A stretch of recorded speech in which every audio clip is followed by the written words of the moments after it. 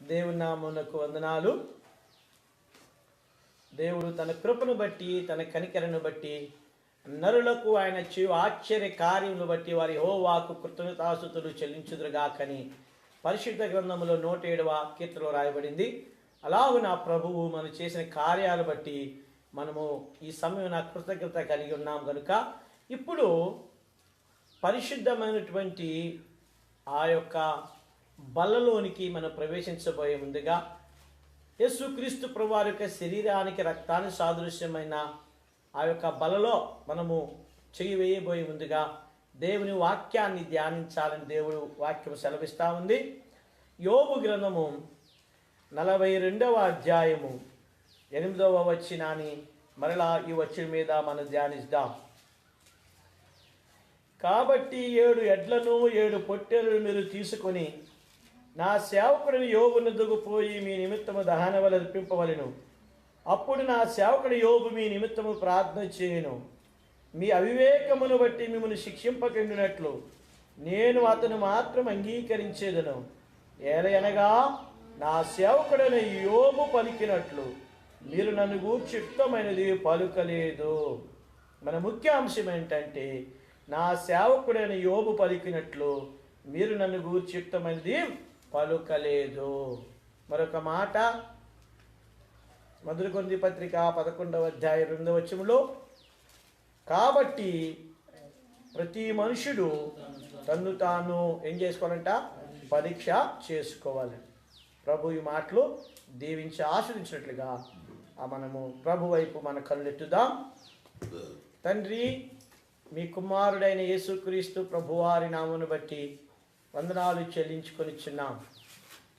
మా రాజువైన దేవా, మా రక్షణకు కారణభూతుడు అయిన దేవా, మా ప్రియమైన పరలోకపు తండ్రి, మీ ఘనమైన నామాన్ని మేము ఆరాధించటానికి, మహిమపరచటానికి, రచించటానికి మాకిచ్చిన ఈ మంచి సమయాన్ని బట్టి మీ పొందినాం. ప్రియమైన తండ్రి, మీ కుమారుని యేసుక్రీస్తు ప్రభువారి నామములో మాకిచ్చిన ఈ ప్రభు దినాన్ని బట్టి వందనాలు. ఈ ప్రభు దినమున బలలో పాల్పొందే ముందుగా ప్రియమైనటువంటి ప్రభువా, మీరు మాకు సహాయం ఇచ్చేయండి. మీ పరిశుద్ధ ఆత్మ అభిషేకాన్ని దయచేయండి. దేవా, యోబు గ్రంథము 42వ అధ్యాయము 8వ వచనం మేము ధ్యానిస్తుండగా దేవా, ఈ లైవ్ ప్రోగ్రాము ద్వారా ఎవరైతే వాక్యం వింటున్నారో వారితోనూ, ఇక్కడ హెబ్రోను బెయేర్షెబాలో ఎవరైతే వాక్యం విన్న వారితోనూ నాతో మాట్లాడినట్లుగా మీ పరిశుద్ధమైన ఆత్మతో నన్ను నింపండి. దేవా, మీ నోటున్న మాట నోట ఉంచండి. మీరు మాకు సహాయం ఇచ్చేయండి. నన్ను జ్ఞాపకం చేసుకోమని కోరుతూ ఆత్మ ప్రాణ దేహాలు మీ చేతులకు అప్పచెప్పుకొనుచు సజీవుడైన యేసుక్రీస్తు ప్రభువారి నామమును బట్టి వందనాలు చెల్లించి ప్రార్థిస్తున్నాము తండ్రి. ఆమేన్. ప్రియమైనటువంటి సహోదరి సహోదరులారా, ఈ ప్రభువు దినాన్న దేవుని యొక్క వాక్యము దగ్గరికి మనము వచ్చి ఉన్నాం. దేవుని యొక్క బల యొద్దకు కూడా మనం వచ్చి ఉన్నాం. కాబట్టి ఇక్కడ ఈ యోబు గ్రంథాన్ని నేను చదువుతా ఉన్నప్పుడు, ధ్యానిస్తున్నప్పుడు దేవుడు కొన్ని విలువైనటువంటి మాటలు నాకు అనుగ్రహించున్నాడు. కాబట్టి యోబు గురించి గత దినాల నుంచి మనం ధ్యానిస్తూ ఉన్నాం. ఈ 8వ వచనములో 3 మాటలు మనం చూసాం. ఒకటి, నా సేవకుడిని యోబు మీ నిమిత్తము ప్రార్థన చేయను. రెండవ మాట 8వ వచనంలోనే నేను యోబుని బట్టి మిమ్మును అంగీకరించదను, రెండవ మాట. మూడవదిగా చూడండి, ఇక్కడ ఏం చెప్తున్నాడు?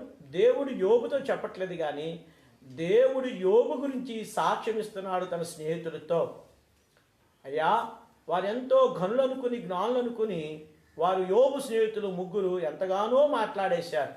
యోబుని వారు ఒక తప్పుడు వ్యక్తిగా చిత్రీకరించేశారు. వారు వచ్చిన పని ఏంటి? ఆదరించవలసిన పని. కానీ వారు యోబుని వారి తప్పులు ఎత్తు చూపిన వారిగా కనబడుతున్నారు.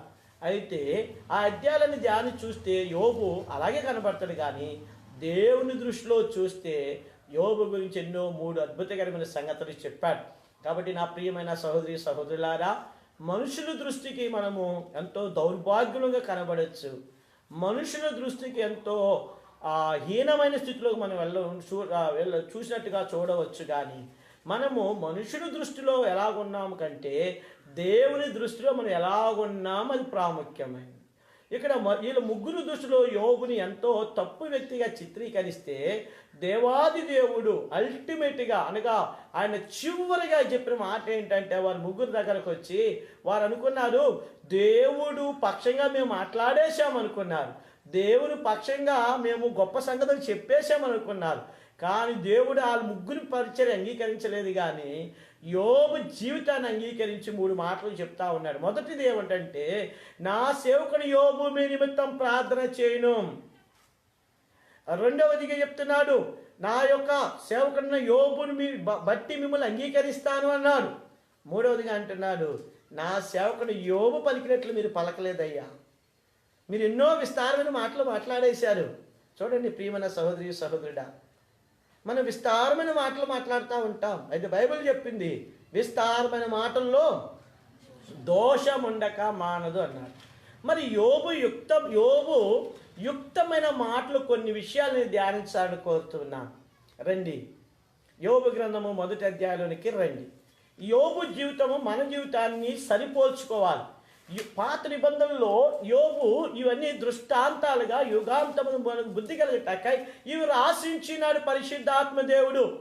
ప్రియమైన సహోదరి సహోదరుడా, యోబు జీవితము మన జీవితం ఎలాగుంది, యేసుక్రీస్తు ప్రభువారు ఎదుట మన యోబు జీవితం మన జీవితం ఎలాగుంది పెట్టుకోవాలి. కాబట్టి ఇక్కడ యోబు గురించి దేవుడు 3 అద్భుతకరమైన సాక్ష్యాలు ఇచ్చాడు. ఒకటి, నా సేవకుడు యోబు మీ నిమిత్తం ఏం చేయను, ప్రార్థన చేయను. అంటే ప్రార్థించే ప్రతి వారు దేవుని సేవ చేసినట్టే. రెండవదిగా అన్నాడు, మిమ్ముని బట్టి కాదు నేను యోబుని అంగీకరిస్తా, యోబుని బట్టి మిమ్మల్ని అంగీకరిస్తాను అన్నాడు. మూడవదిగా ఏం చెప్తున్నాడు ఇక్కడ, యోబు పలికినట్లు యుక్తమైన మాటలు ఏం చేయలేదు, నన్ను గూర్చి మీరు పలకలేదన్నా. ఏంటి యుక్తమైన మాటలు? ఈ 1వ అధ్యాయంలో మనం చూస్తే 1వ అధ్యాయంలో యోబు గారు ఆయన ఇంటిలో నివసించినప్పుడు ఒకడు వచ్చి అయ్యా మీ యొక్క గొర్రెలు పట్టుకెళ్ళిపోయారయ్యా అన్నాడు. ఆడు ముగించకపోయి ఇంకోటి వచ్చాడు, గాడిదలు పోయాయా అన్నాడు. వాడు పట్టుకొని ఇంకొకటి వచ్చాడు, వాడు ముగించుకొని ఇంకొకటి వచ్చాడు. వాడు వచ్చి చెప్తున్నాడు, అయ్యా మీ ఒంటెలు పట్టుకుని పోయారయ్యా అన్నాడు. ఇంకొకటి వచ్చాడు, అయిపోయినగానే ఏమన్నారు, అయ్యా మీ కుమారులు 7 మీ కుమార్తెలు 3 వారు అక్కడ కూర్చుంటున్నప్పుడు అన్నపానములు తింటున్నప్పుడు అక్కడ పెద్ద గాలి వచ్చి ఆ ఇంటి మీద కొట్టి వారు చనిపోయారయా అన్నాడు.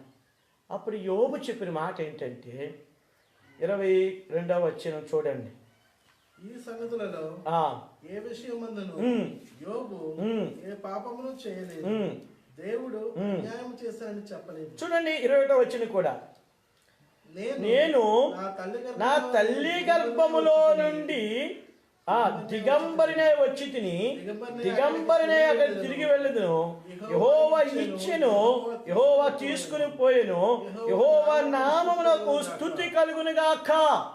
చూడండి ప్రియమైన సహోదరి సహోదరుడా, ఇక్కడ యోబు గురించి దేవుడు ఏం సాక్ష్యం చెప్తున్నాడు 22వ వచనంలో, ఈ సంగతులలో ఏ విషయమునందును యోబు ఏ పాపమును చేయలేదు, దేవుడు అన్యాయము చేశానని చెప్పలేదు.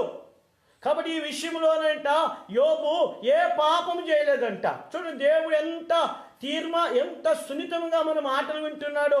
కాబట్టి యోబు ఆస్తి పోయింది, యోబు ఐశ్వర్యం పోయింది, యోబుకు అనారోగ్యము రాబోతా ఉంది. కాబట్టి పిల్లలు చనిపోయారు. అలాంటి సమయంలో కూడా యోబు ఏమాత్రం బాధపడకుండా అంటున్నాడు, యెహోవా ఇచ్చని, యెహోవా తీసుకుని పోయిన, యెహోవా నామమునకు స్తుతి కలుగును గాక అని చెప్పిన తర్వాత పరిశుద్ధాత్మ దేవుడు ఏం చెప్తున్నాడు, ఇతని మాటల్లోనైనా నోటితో నేను ఏం చేయలేదంట, పాపము చేయలేదు. ప్రియమైన సహోదరి సహోదరుడా, యుక్తమైన మాట, చూడండి యుక్తమైన మాట పలికాడంట యోబు. మనం అన్నీ బాగున్నప్పుడు యుక్తమైన మాటలు పలుకుతాం, మనం అన్నీ బాగున్నప్పుడు యుక్తమైనగా ఆలోచిస్తాం, యుక్తమైన పనులు చేస్తాం. పరిస్థితులు వ్యతిరేకంగా ఉన్నప్పుడు, పరిస్థితులు మనకు తారుమారుగా ఉన్నప్పుడు, మన సమస్యల్లో శ్రమలలో బాధల్లో ఇబ్బందులో ఇరుకులో వ్యాధుల్లో దుఃఖంలో ఉన్నప్పుడు, అయ్యా నోటితో నేను ఏం చేయలేదంట, పాపము చేయలేదంట. అందుకే యోబు జీవితాన్ని అంగీకరించిన దేవుడు యోబు గురించి సాక్ష్యం ఇస్తా ఉన్నాడు. అయ్యా ఏమన్నాడు, యోబు పలికినట్లు మీరు నన్ను గురించి పలకట్లా. యోబు ఏం పలికాడు, యుక్తమైన మాట పలికాడంట. యుక్తమైన మాట. ఆ యుక్తమైన మాట మొదటిది ఏంటంట, దేవుడిచ్చాడు, దేవుడు తీసుకుపోయాను. యెహోవా నామమునకు ఏం రావాలి? స్తుతి కలుగును గాక, మహిమ కలుగును గాక అన్నాడు. అయితే దేవుడు అప్పుడు వెంటనే ఏం చెప్తున్నాడు? ఇలాంటి విషయంలో యోబు నోటితో నేను ఏం చేయలేదంట, పాపం వచ్చేలా. మొదటిది. తర్వాత వచ్చి చెప్తున్నాడు రెండవదిగా రండి, 2వ అధ్యాయంలోనికి రండి. ఈ 2వ అధ్యాయంలో ఇక్కడ భార్య ఉంది.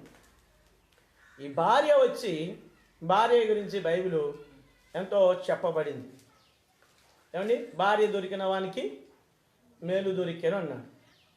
అయితే ఇంకో గయ్యాలి భార్యతో ఏంటంటే ఆ కాపురం ఉండేటి కంటే ఎక్కడ ఉండాలి? మిద్దె మేలుగా నివసించుట మేలు అన్నాడు. భార్యతోడి పోరు ఏంటి? సూర్యుని జారు నీటి బిందువులు వంటివి అన్నాడు.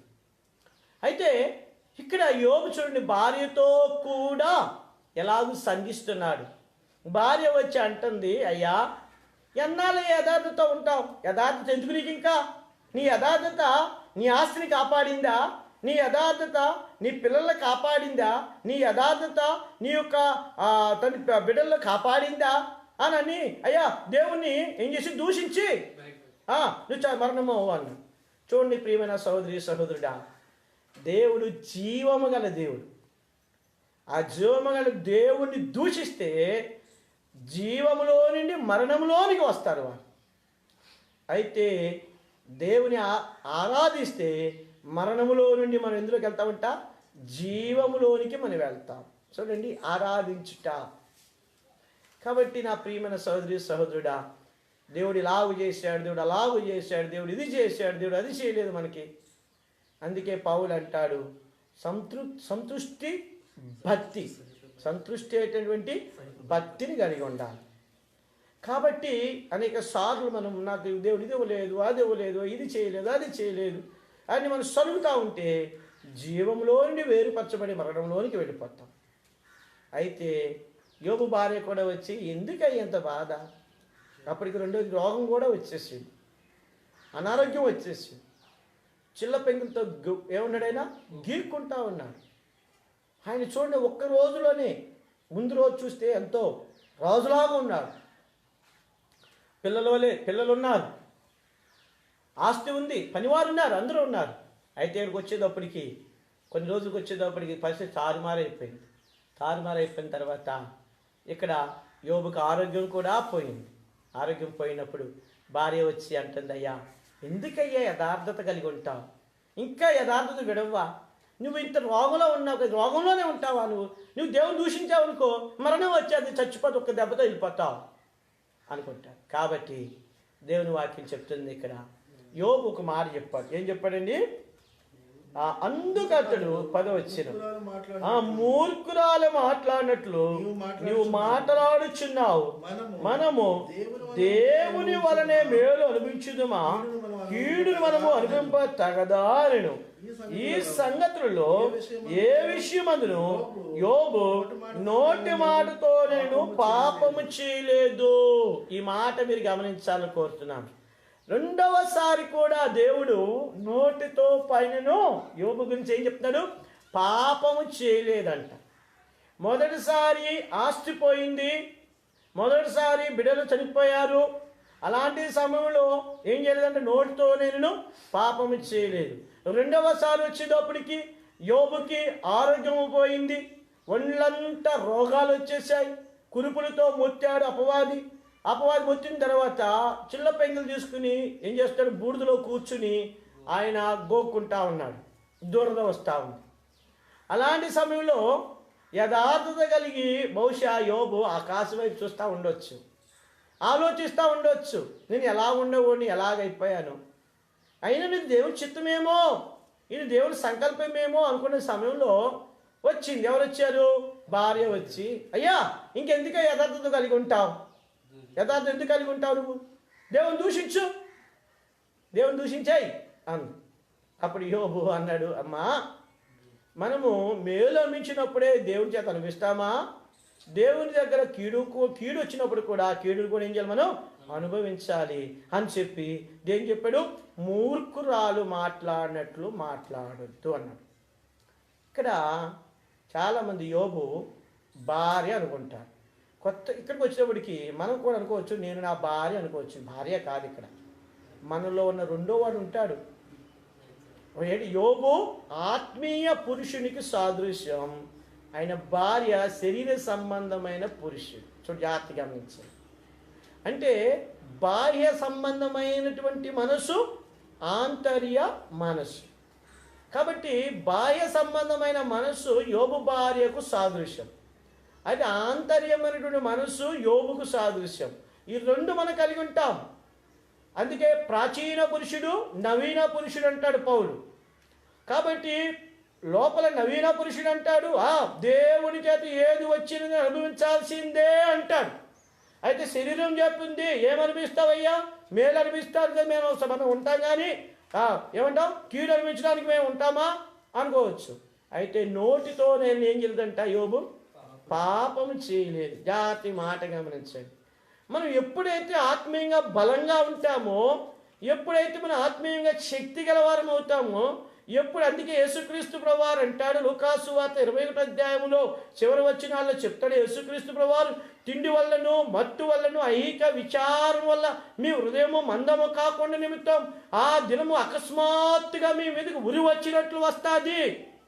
అప్పుడు ఇవన్నీ తప్పించుకోవాలి అంటే, మనిషి కుమారుని ఎదుట ధైర్యముగా నిలబడి ఉండాలంటే మీరు శక్తి గలవారగినట్లు మెలకువగలిగి ఏం చేయమన్నాడు, ప్రార్థన చేయండి. ప్రార్థన శక్తిని తీసుకుని వస్తాడు. ఆ శక్తి ఆంతర్య పురుషుడికి శక్తిని ఇస్తుంది. కాబట్టి నా ప్రియమైన సహోదరి సహోదరుడా, నీ శరీరము నీ ఆంతర్యము.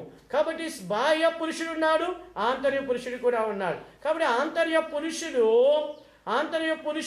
ఏం చేయాలి, బలము పొందాలి. కాబట్టి యోబు శరీరమేమో రోగాలు వచ్చాయి, కానీ లోపల మాత్రము ఏం కలిగి ఉన్నాడు, బలాన్నే కలిగి ఉన్నాడు.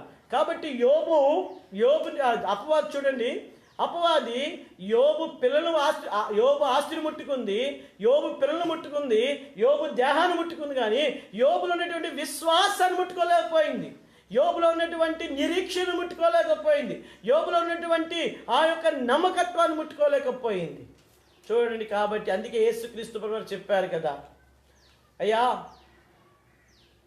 చనిపోయే మనుషుని ఎందుకయ్యా మీరు భయపడతారు, శరీరాన్ని ఆత్మను నరకమును వేసేవానికి మీరు భయపడండి అని చెప్పారు. కాబట్టి బల్లెద్దుకు వచ్చిన ప్రియమైన సోదరి సహోదరుడా, దేవుని యొక్క పిల్లలారా, పరిశుద్ధమైన ప్రజలమైన మనము ఎలాగున్నాం? యోబు భార్య, అయ్యా ఎందుకై యథార్థత కలిగి ఉంటావు, దూషించి చచ్చిపో అంది. యోబు అంటున్నాడు, అమ్మా మూర్ఖురాలు మాట్లాడినట్లు మాట్లాడకు. అంటే లోపల వల్ల ఎవడున్నాడు, మూర్ఖుడు ఉన్నాడంట. సామెతలో చెప్తాడు, మూర్ఖుని రోకట్లో పెట్టి దంచినా ఏం పోదంట, మూర్ఖత్వం పోదు, లోపల ఉంటుందంట. లోపల ఏంటి, కొంత దాగి ఉంటుంది మనలో. అప్పుడప్పుడు పైకి వస్తాడు యోబు భార్యలాగా. చూడు, యోబు భార్యకు ఛాన్స్ ఇవ్వలా ఆయన. యోబు ఇచ్చాడా, ఇవ్వలా. ఒక్కసారి నోరు ముయించేశాడు. అంటే మన శరీరాన్ని నోరు ముయించాలి. పౌలు అంటాడు, నా శరీరాన్ని నలగగొట్టుకొని చిన్నాను. కాబట్టి యోబు సుదీర్ఘంగా మాట్లాడాడు, కానీ యోబు భార్య సుదీర్ఘంగా మాట్లాడినట్లు రాయబడలా. అందుకే దేవుడు యోబుని గురించి ఏం చెప్పాడంటే, నా సేవకుని యోబు మీ నిమిత్తం ప్రార్థన చేయను అన్నాడు. నా సేవకుని యోబుని బట్టి మిమ్మల్ని అంగీకరిస్తున్నానన్నాడు. నా సేవకుడిని యోబు యుక్తమైన మాటలు పలికాడు. కాబట్టి యుక్తమైన మాటలు ఏంటంటే, నోటితో నేను ఏం చేయలేదంట, పాపం చేయలేదు. కాబట్టి నోరు ఎంత నష్టమో నేను చూపిస్తానండి. మత్తయి సువార్తలో యేసుక్రీస్తు ప్రభువారు నోటిలోంచి వచ్చిన అద్భుతకరమైనటువంటి వర్తమానం ఇది. యేసుక్రీస్తు ప్రభువారి నోట్లోంచి వచ్చిన అద్భుతకరమైనటువంటి వర్తమానం. కాబట్టి ప్రియమైన సహోదరుడా, చూడండి, ఆ మత్తయి సువార్త 12వ అధ్యాయంలో ఇక్కడ యేసుక్రీస్తు ప్రభువారిని వారు ఎంతగానో దూషిస్తావారన్నారు. యేసు ప్రభువారు చెప్పాడు 31వ వచనం, కాబట్టి నేను మీతో చెప్పినదేమనగా, మనుషులు చేయు ప్రతి పాపమును దోషణయు వారికి క్షమింపబడును, గాని ఆత్మ విషయమై దోషులకు పాప క్షమాపణ లేదు. చూడండి, మనుషులు దాని వివరణ ఇంకెక్కడికి వచ్చాడు చూడండి. ఏమన్నాడు యేసుక్రీస్తు ప్రభువారు? 32 వచ్చిన మనిషి కుమారునికి విరోధముగా మాట్లాడు వారికి పాప క్షమాపణ కలదు గాని పరిశుద్ధాత్మకు విరోధముగా మాట్లాడు వారికి ఈ యుగమందరిను రాబో యుగమందరిను పాప క్షమాపణ లేదు. మరి శిలువలో యేసుక్రీస్తు ప్రభువారిని ఏమండి యాజకులు దూషించారు, సైనికులు దూషించారు, ప్రజలు దూషించారు, సిలువ వేయబడి ఇటు పక్క అటు పక్క ఉన్న దొంగలు దూషించారు. వారి గురించి చేసే ఏం చెప్తున్నాడు? తండ్రి వీరేం చేయుచున్నారు, వీరు కనుక వీరిని ఏం చేయమన్నాడు? క్షమించు అన్నాడు. ఇక్కడ ఏం చెప్తున్నాడు? మరి ఇది మనుషులే కదా. అయితే సందర్భం వేరు. ఇక్కడ అంటున్నారు, నువ్వు దయ్యాల వల్ల పోగొడుతున్నావు, నువ్వు దేవుని కలిగి లేవు. కానీ యేసుక్రీస్తు ప్రభువారు పరిశుద్ధ ఆత్మ మీద నింపబడి గొప్ప కార్యాలు చేస్తూ ఉంటే, అంటే వారు దూషించేది యేసుక్రీస్తు ప్రభువారిని కాదు, కానీ యేసుక్రీస్తు ప్రభువారిలో పరిశుద్ధాత్మ దేవుని వారు దూషిస్తూ ఉన్నారు. అందుకే పౌలు అన్నాడు, అయ్యా ఆత్మను ఆర్పొద్దు, ఆత్మను దుఃఖపరచొద్దు, అందుకే ఆత్మ ఎందుకు తీవ్రత కలిగి ప్రభువుని సేవించండి అంటున్నాడు. అందుకని యేసుక్రీస్తు ప్రభువారు ఇక్కడ ఒక మాట చెప్పేశాడు. ఇప్పుడు ఏమంటా, మనిషి కుమారుని దూషించే వాడికి ఏముంది? క్షమాపణ ఉంది. కానీ పరిశుద్ధాత్మను దూషించే వాడికి ఏం లేదు.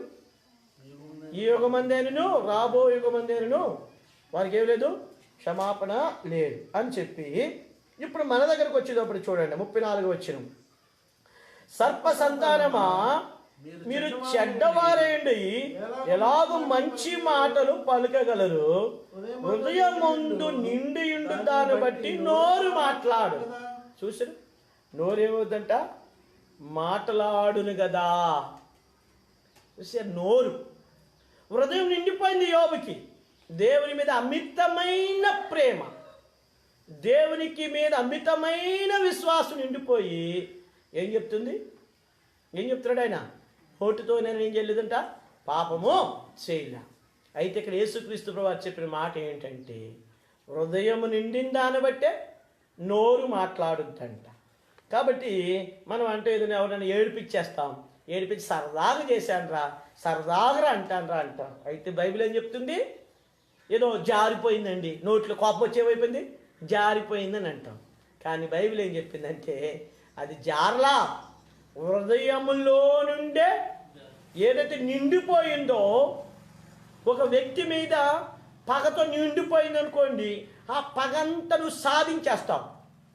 ఎలా ఏడిపించాలని ఏడిపించేస్తూ ఉంటావు, వాడిని ఎలాగ అవమానపరచాలని అలాగ అవమానపరుస్తూ ఉంటావు. అయితే హృదయం నిండిందాన్ని బట్టే నోరు మాట్లాడు. హృదయంలో ఏదైతే నిండిపోద్దో నోరు మాట్లాడుద్దంట. అందుకే బైబిల్ చెప్పింది చూడండి 35 వచ్చిన సజ్జనుడు తన మంచి ధననిధిలో నుండి సద్విషయములను తెచ్చును, దుర్జనుడు తన చెడ్డదనలో నుండి దుర్విషయములు తెచ్చును. చూడండి, యోబు ఉన్నాడు, యోబు భార్య ఉంది. యోబు భార్య చెప్తుంది, ఏం చెప్పిందండి? యథార్థ వదిలిపెట్టి నువ్వు చచ్చిపోయా ఉంది. యోబు ఏం చెప్తున్నాడు?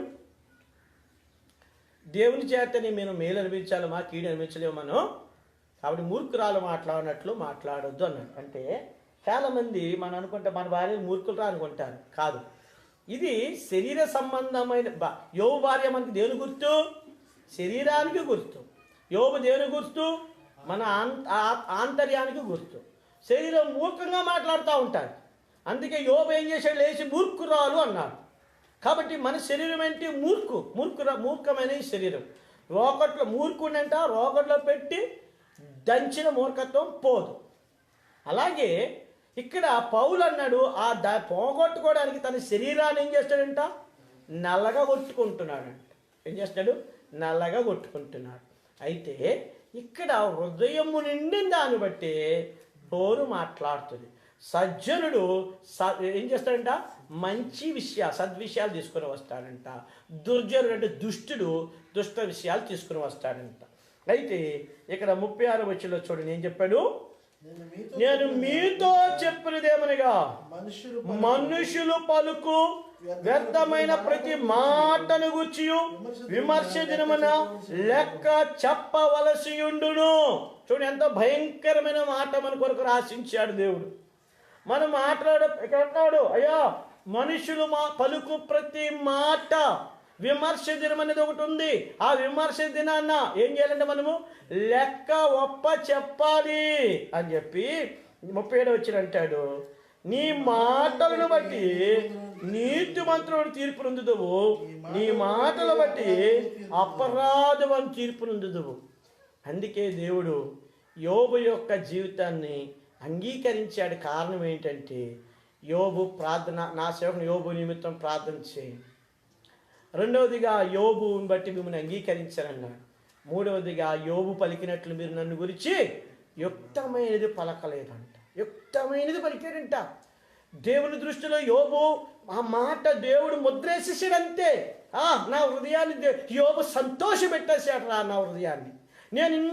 నేను అపవాదికి అప్పగించినా, ఆయన యొక్క ఆస్తిని పోగొట్టడానికి నేను అనుమతించినా, అతను రోగము పోవడానికి అనుమతించినా, యోబు ఏం చెప్తున్నాడంట?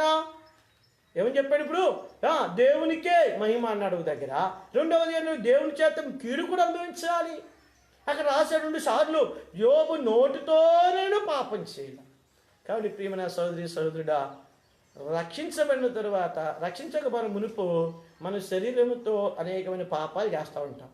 రక్షణ పొందామని చెప్పుకుని మనము రక్షించబడిన దానికంటే రక్షించబడిన తర్వాత ఎక్కువ పాపం చేస్తాం. దేంతో చేస్తాం? నోటితో పాపం చేస్తాం. అందుకనే ఇక్కడ 2 నోర్లు చూపిస్తాం. బైబిల్ చెప్పింది 2 నోర్లు అంట. ఒక నోరు ఎక్కడుంది చూడండి, కీర్తనల గ్రంథము 10వ అధ్యాయం. దేవుడు అంగీకరించిన నోరు ఉంది, దేవుడు అంగీకరించిన నోరు కూడా ఉంది. కీర్తన గ్రంథము 10వ అధ్యాయము చూడండి 7వ వచనం. వారి నోరు శాపముతోనూ కపటముతోనూ వంచనతో నిండి ఉన్నది, వారి నాలుక క్రింద చేటును పాపమును ఉన్నవి. చూసారా, యేసు ప్రభువు చెప్పిన మాట ఏంటి? సజ్జనుడు ఉన్నాడు, దుర్జనుడు ఉన్నాడు. సజ్జనుడు ఏం తీసుకుని వస్తాడంట? సద్విషయాలు తీసుకుని వస్తాడంట. దుర్జనుడు ఏం తీసుకుని వస్తాడంట? దుష్ట విషయాలు తీసుకుని వస్తాడంట. కాబట్టి మనుషుడు పలికే ప్రతి మాట విమర్శ దినాన్న ఏం చేయాలంట? లెక్క ఒప్ప చెప్పాలి.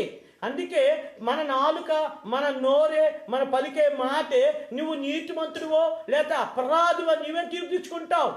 నువ్వు వ్యర్థమైన మాటలు పలుకుతుంటే, అసహ్యమైన మాటలు పలుకుతుంటే, నువ్వు దేవుడికి అయిష్టమైన ఆయాసకరమైన మాటలు పలుకుతుంటే దేవుడు ఎందుకు అనుమతించాడు? ఆయాసపడతా ఉంటాం, మనం రోధిస్తూ ఉంటాం.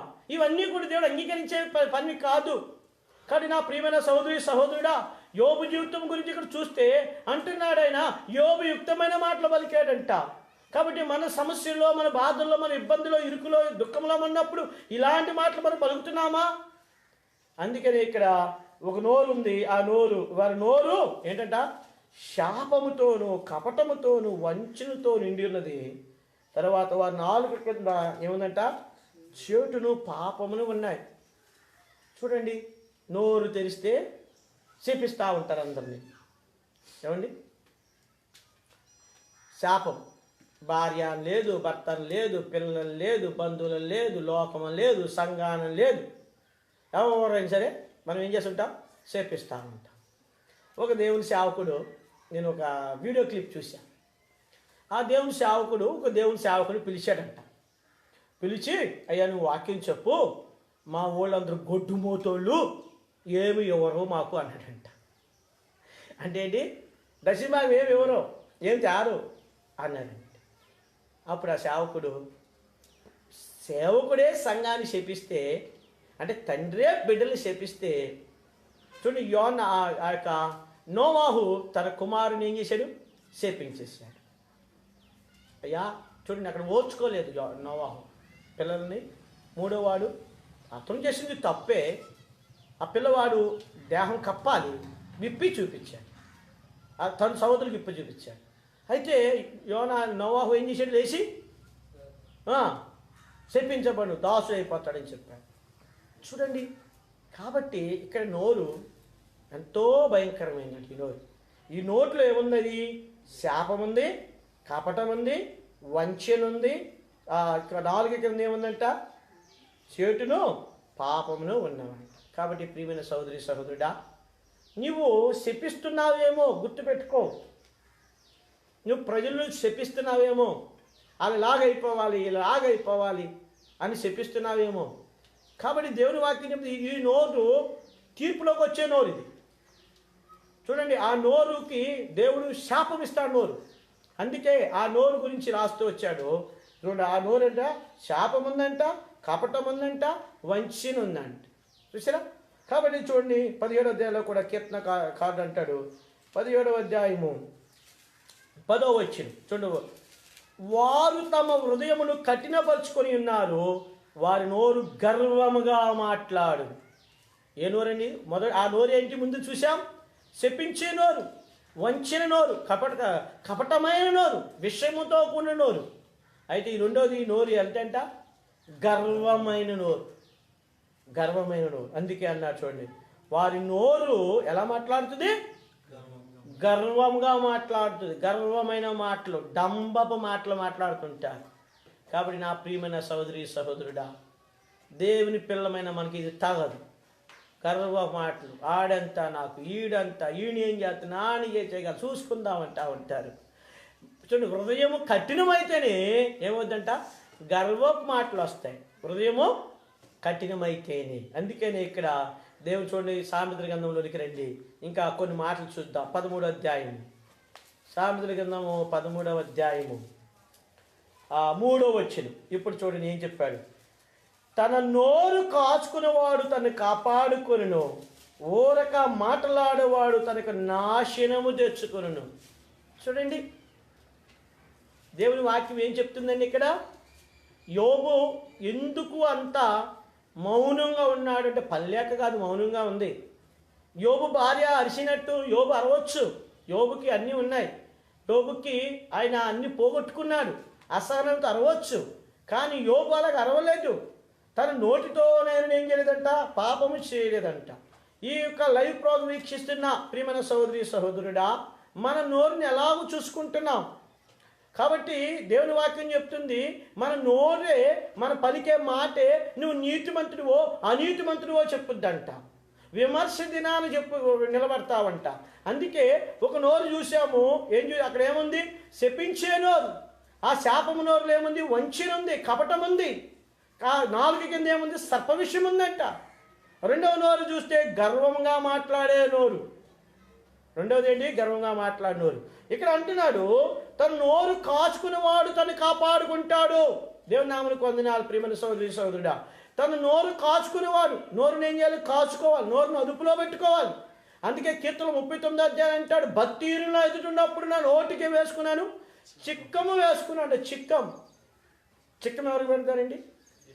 ఎడ్లకి పశువులకి పెడతారు, మట్టి మేయకుండా, లేకపోతే అక్కడ దున్నే ఆ యొక్క నూర్చే వాటి తినకుండా పెడతారు. కాబట్టి దేవుని వాక్యం ఏం చెప్తుంటే మన నోటికి చిక్కం పెట్టుకోవాలండి. అందుకే ఇక్కడ అన్నాడు, ఊరక మాట్లాడువాడు ఏం తెచ్చుకుంటాడు? చూడండి, ఊరక మాట్లాడువాడు తనకు నాశనము తెచ్చుకోను. చూడండి, ఈ నోరు నాశనం అయ్యే నోరు.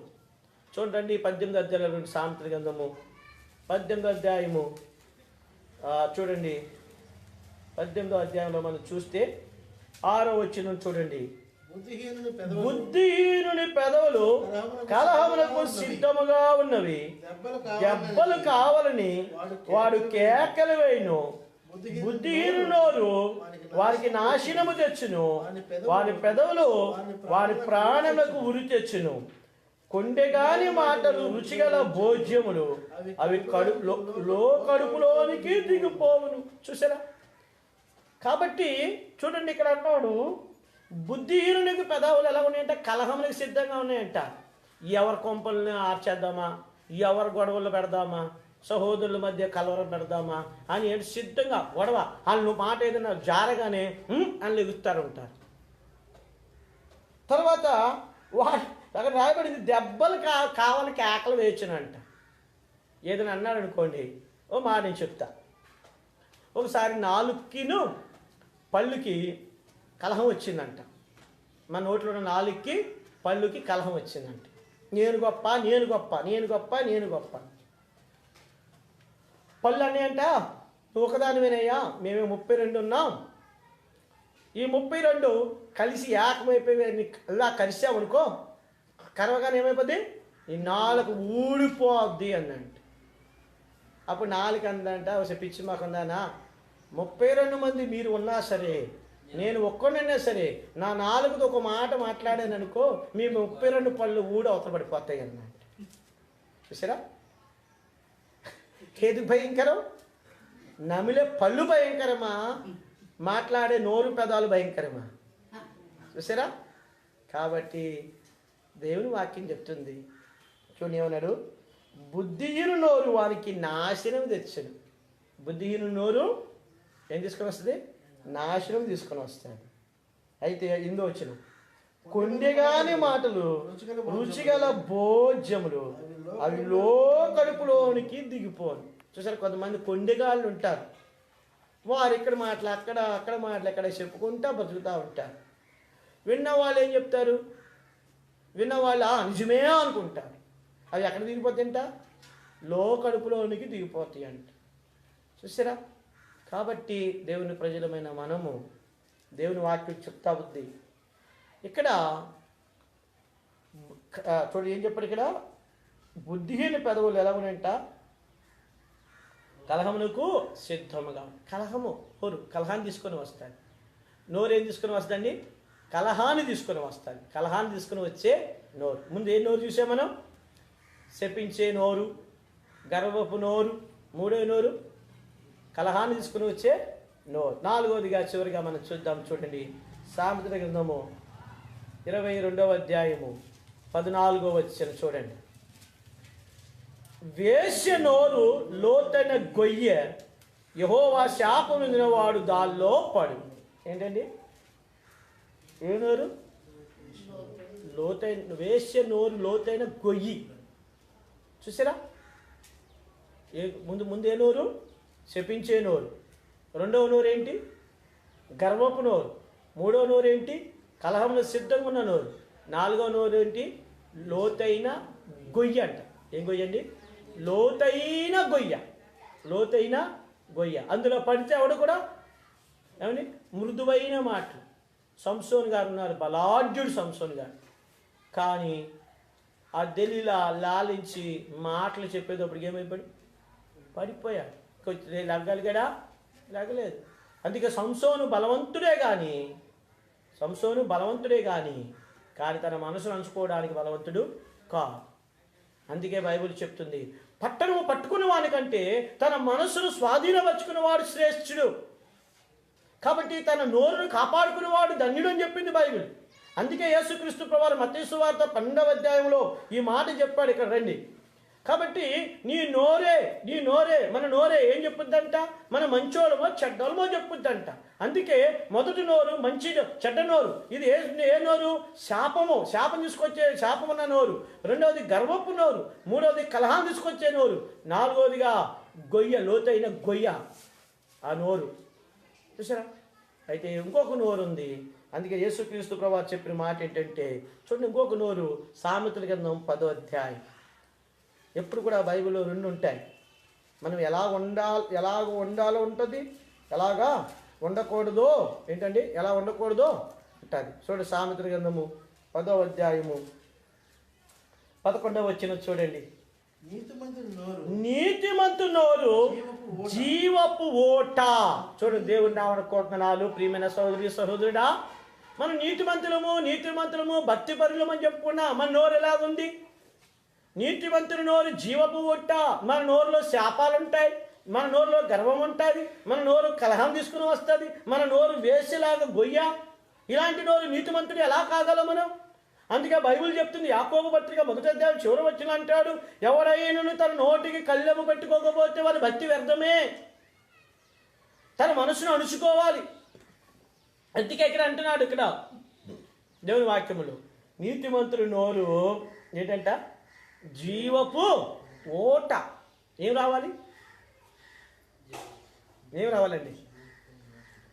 ఈ నోట్లో నోరే కొడతారు అంట. ఏ నోరు? వీ నోట్లో నోరేయకూడదురా అంటారు. మన మన భక్తి అంత ఉంటుంది.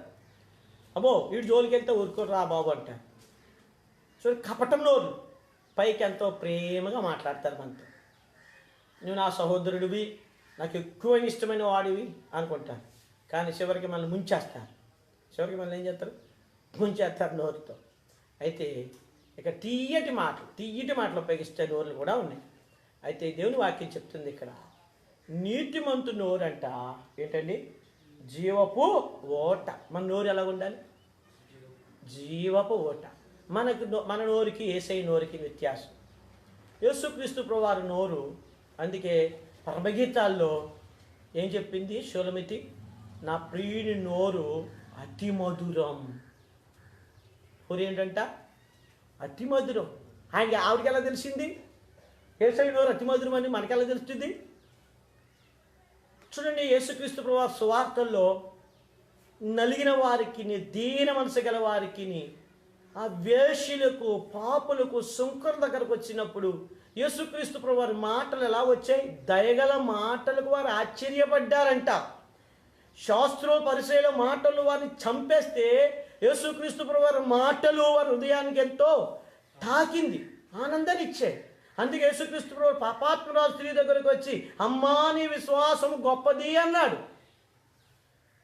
ఆ యేసు ప్రభువారు పాదాల్లో ఒక స్త్రీ కన్నీడుతో కడుగుతూ ఉంటుంటే, తలతో ఆ జడ తీసుకుని వచ్చి ఆ వెంట్రుకలతో తుడుస్తూ ఉంటే పిలిచినటువంటి పరిచయుడు అంటాడు, ఈయన ప్రవక్త కాదు, ఈమె ఎవరో తెలీదా? అది యేసుక్రీస్తు ప్రభువారు అన్నాడు, అమ్మా. అతనికి ఏం కనబడుతుంది? పరిచయుడికి ఆమె జీవితం కనబడుతుంది. కానీ యేసు ప్రభువారికి కనబడితే ఆంతర్యం కనబడుతుంది, ఆ పశ్చాత్తాపం కనబడుతుంది. అందుకని యేసుక్రీస్తు ప్రభువారు, అమ్మా నీ విశ్వాసం ఏంటి? గొప్పది. విస్తారంగా నన్ను ప్రేమించావు. చూసారా, విస్తారమైన ప్రేమ కనబడింది యేసయ్యకి. కాబట్టి నా ప్రియమైన సహోదరి సహోదరులారా, మన నోరు జీవపు ఓట. పాపంతో పట్టబడిన స్త్రీ రాళ్ళతో కొట్టడానికి వచ్చినటువంటి స్త్రీతో కూడా, అమ్మా ఇక నువ్వేం చేయొద్దు, పాపం చేయొద్దు, పో, నువ్వు పాపం చేయదు, పో, నువ్వు పాపాత్మురాలివి అన్నాడు యేసయ్య. అలా ఎవడు పాపాత్మ అనుకోండి, వాళ్ళు మనం ఎంతో దూషణిస్తూ ఉంటాం. అయితే ఇక్కడ బైబిల్ ఏం చెప్తుందంటే, నీ అమ్మా అన్నాడు. అందుకని ఇక్కడ నీతిమంతుల నోరు జీవపు ఓట. చూడండి, సామెతలు 8వ అధ్యాయము. సామెతలు ఎక్కువగా చదవాలి మనం, ఎక్కువ జ్ఞానం వస్తుందంట. 7వ వచనం చూడండి. నా నోరు, చూడండి 6వ వచనం చూడండి.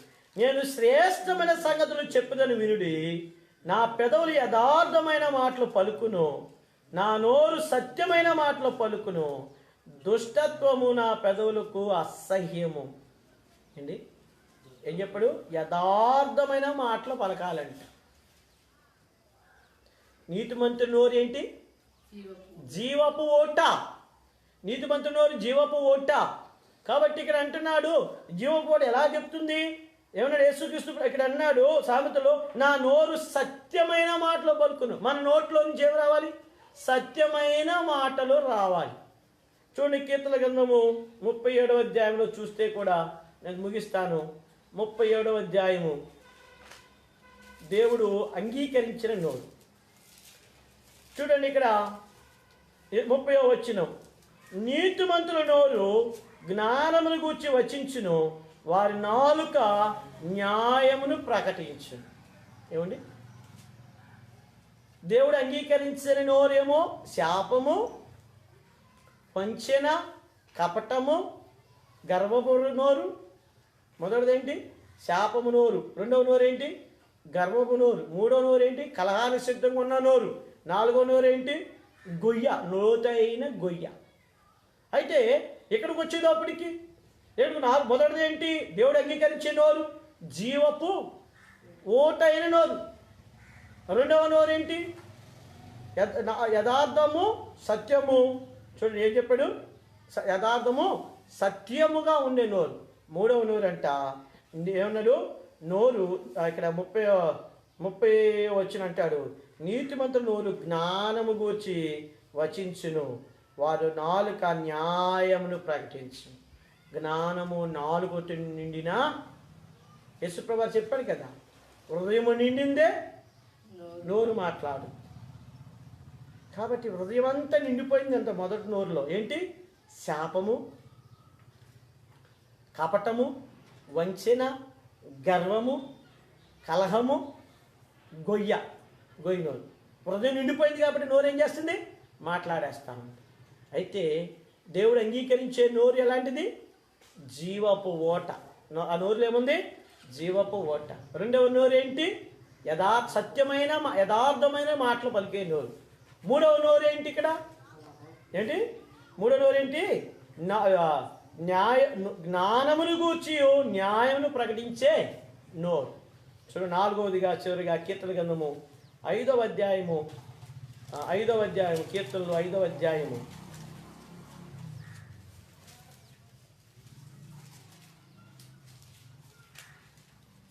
చూడండి. ఇక్కడ క్షమించండి,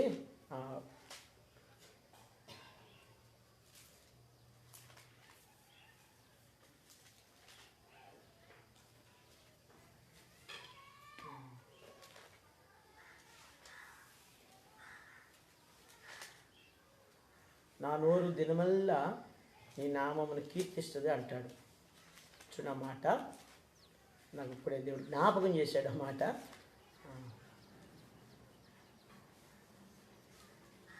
ఇక్కడ దేవుని వాక్యంలో మనం చూస్తే ఇక్కడ నోరు, మొదటి నోరు ఏంటి? ఏ నోరు? కాదు, దేవుడు అంగీకరించే నోరు ఏంటి? జీవపు ఓట అయిన నోరు. రెండవ నోరు ఏంటి? రెండవ నోరు సత్యమైన మాటలు పలికే నోరు. అలాగే ఇప్పుడు మూడవ నోరు కీర్తన 37 అధ్యాయంలో మనం చూసాం. 37 అధ్యాయంలో ఏ నోరు అంటే ఇది? ఆ 37 అధ్యాయంలో న్యాయమును జ్ఞానమును ప్రకటించే నోరు.